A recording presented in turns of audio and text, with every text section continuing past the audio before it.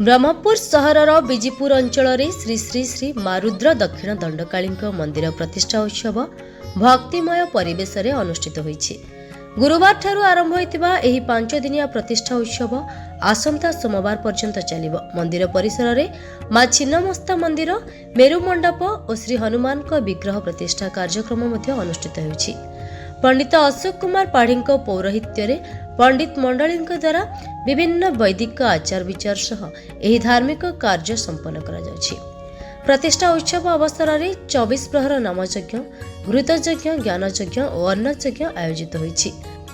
प्रथम दिन कलश यात्रा, यज्ञारंभ, दिगंधन और अंकुरारोपण आदि धार्मिक कार्य होइतिला। द्वितीय दिन पूजार्चना, नाम संकीर्तन, ब्राह्मण वरण और मंडल पूजा आयोजित होइतिला।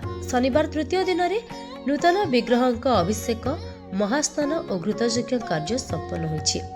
आसंता दिन गुड़िक संध्या मंगल दर्शन, मंगल आरती, घटोत्सव और शोभायात्रा आयोजित होगा सह शेष दिन यज्ञ समापन, पूर्णाहुति और भक्त मानक भोग सेवा व्यवस्था रही।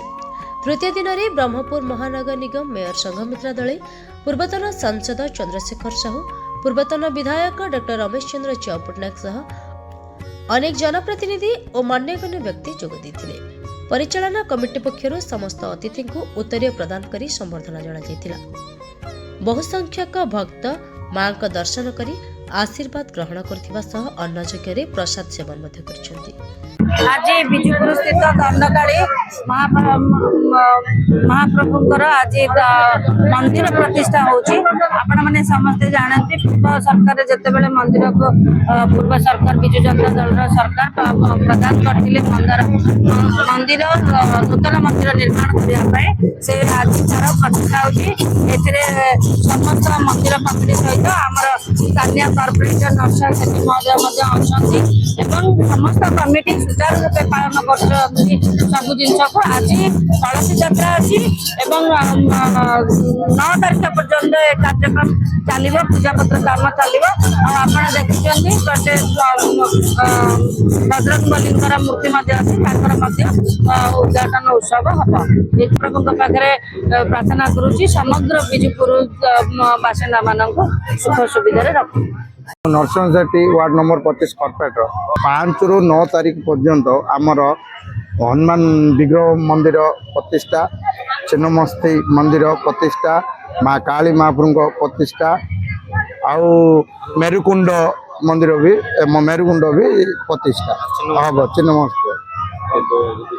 आज हूँ माँ जल यात्रा आमर साईर समस्ते बाहर भी लोक आसती माँ को जल यात्रा समस्ते आसिकी पानी यू बंदौड़ारू उठेकी आमर पूरा बरहमपुर बिजुपुर टाउन डाजा बुलिकी आसिकी माँ को पाखे पानी आनिबे। 6 दिन भितर 7 ରୁ 9 तारीख 6 ରୁ 9 तारीख पर्यंत अन्नभोग हम 5000 ରୁ 10000 लोक रोसईवास कराऊँच। समस्ते समग्र ब्रह्मपुर लोक मैंने आसिकी माँ प्रसाद सारे।